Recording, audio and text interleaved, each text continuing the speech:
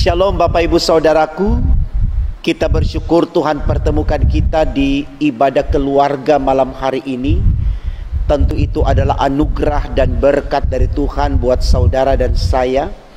Maka mari kita yang mensyukuri akan kebaikan Tuhan ini, kita bawa kesediaan kita untuk menerima firman-Nya lewat bacaan Alkitab yang sudah kita bacakan secara bersama di keluarga kita masing-masing. Sebelum kita menyaksikan tayangan video ini dari kitab Amsal 9 ayat 10 sampai 18 dengan tema renungan kita yang dituliskan dalam Sabda Bina Umat, yaitu undangan kebodohan.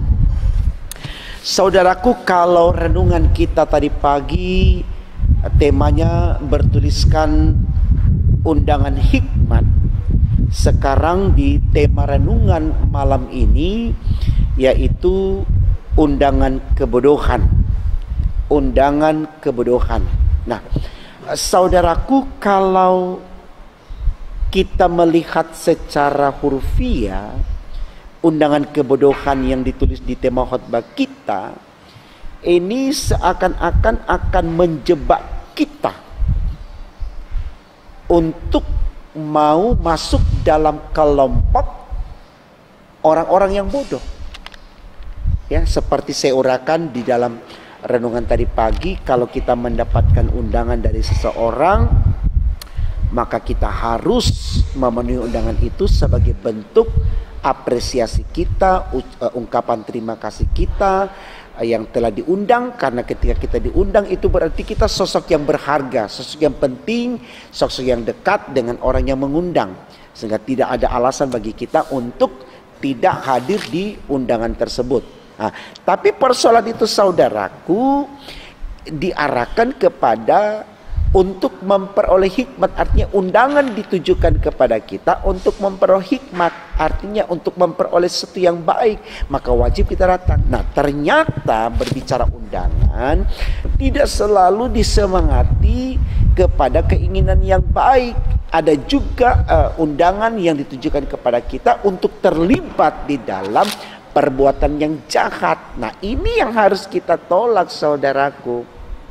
Ya, jangan sampai undangan kebodohan ini kita pahami, oh kan firman Tuhan ditulis temanya undangan kebodohan, jadi kalau ada yang undang kita untuk menjadi bodoh, kita harus penuhi. Kita datang sebagai penghormatan kita kepada orang yang mengundang. Tidak demikian, saudaraku. Jadi tema khotbah kita ini hanya mau mengarahkan kita bahwa ada juga konteks di mana kita akan menerima undangan yang menjebak kita untuk menjadi orang yang tidak berarti, orang yang bodoh, orang yang jahat. Tidak sedikit orang diajak untuk melakukan kejahatan sama, ayo saya undang kamu untuk terlibat dalam pekerjaan yang jahat ini. Iya kan? Pasti itu ada. Nah, bagaimana supaya kita bisa menolak undangan yang membodohi kita ini, undangan yang menjebak kita untuk melakukan kejahatan? Nah, kita lihat firman Allah yang kita baca tadi dalam ayat 10 dikatakan begini, permulaan hikmat adalah takut akan Tuhan, dan mengenal yang maha kudus adalah pengertian. Artinya, saudaraku, supaya kita tidak terjebak dalam undangan kebodohan ini, kita harus punya hikmat. Kita penuhi undangan hikmat yang disebutkan di tema tadi pagi. Kalau kita sudah punya hikmat Allah, artinya kita mengetahui tentang Allah, kita menempatkan Allah menjadi prioritas dalam hidup kita, maka kita akan menyembah Dia, kita takut kepada Dia, kita mengerti tentang kekuasaan dan kemahabesaran Dia, sehingga kita tidak akan terjebak oleh bujuk rayu dalam bentuk apapun yang akan menarik kita untuk terlibat di dalam perbuatan-perbuatan yang jahat tersebut.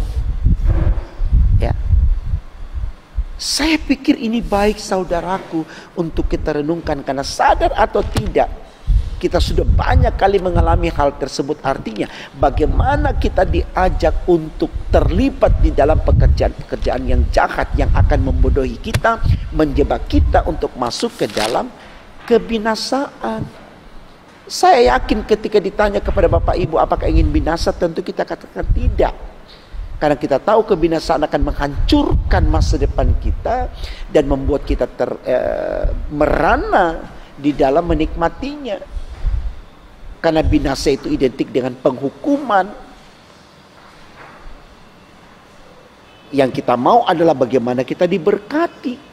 Dan berkat itu hanya kita bisa peroleh, saudaraku, kalau kita takut akan Tuhan. Kita mau memenuhi undangan Tuhan untuk memperoleh hikmat Allah, pengetahuan Allah, pengertian tentang Allah. Ini sesuatu yang real, yang ada di kehidupan kita. Sadar atau tidak, sekali lagi saya katakan, mungkin besok atau lusa kita akan berhadapan dengan orang-orang yang mengajak kita untuk melakukan kejahatan dengan tujuan melukai hati Tuhan, melawan Tuhan. Siapa kita sehingga kita merancangkan kejahatan, ingin melukai hati Tuhan? Begitu kuat kita kah? Begitu hebat kita kah sehingga kita mau melukai hati Tuhan, mengikuti hasrat kedagingan kita? Kita belajar dari bangsa Israel, saudaraku, ketika mereka membelokkan pengertian mereka tentang Tuhan, lalu kemudian menyembah Allah lain, Tuhan katakan kepada mereka, mereka menjadi bangsa yang bebal, bangsa yang tegar tengkuk. Dan di dalam mereka menerima ucapan tersebut sebagai bangsa yang bebal dan bangsa yang tegar tengkuk, mereka memperoleh penghukuman dari Tuhan. Jadi ini baik, saudaraku, supaya kita tahu bagaimana di totalitas hidup kita betul-betul kita hanya menyembah Allah, supaya kita tidak terjebak dalam undangan kebodohan. Kita tidak ikut terlibat dalam undangan tersebut. Karena kita punya hikmat, maka kita hidup takut akan Tuhan dan kita akan meninggalkan itu. Kita hanya mau penuhi undangan untuk memperoleh hikmat, seperti tema khotbah kita tadi pagi. Ini sederhana, saudaraku. Tapi ketika kita masuk ke dalam realitas hidup kita, seringkali kita terjebak, tergiur dengan bujuk rayu yang mengundang kita untuk melakukan kejahatan.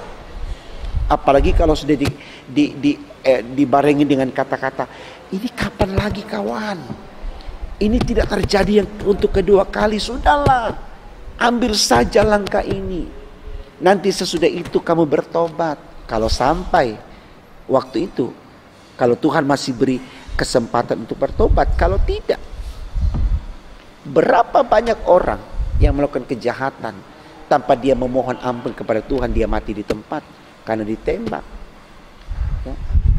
Seorang buron katakan begitu, dalam pelariannya tiba-tiba Tuhan muncul dan tembak dia habis. Kapan dia bertobat? Sayang. Jadi mari kita menerima firman Allah ini sebagai pembelajaran baik bagi kita untuk bagaimana kita membekali diri kita untuk memperoleh hikmat Allah, supaya kita tidak terjebak dalam undangan kebodohan, supaya kita tahu bagaimana kita menolak itu, karena tidak akan berdampak baik untuk kita. Penuhilah undangan Tuhan untuk memperoleh hikmat, bukan untuk memperoleh kebodohan. Jangan kita mau dibodohi, karena kita manusia adalah gambar Allah, ciptaan Allah yang termulia. Kita mampu untuk membedakan mana yang baik, mana tidak baik. Supaya di totalitas hidup kita, kita hanya hidup seperti yang Tuhan inginkan. Selamat membuktikan, saudaraku. Tuhan yang Immanuel memampukan saudara. Undang dia.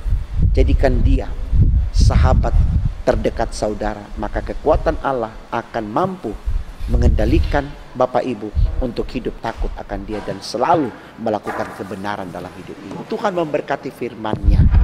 Amin.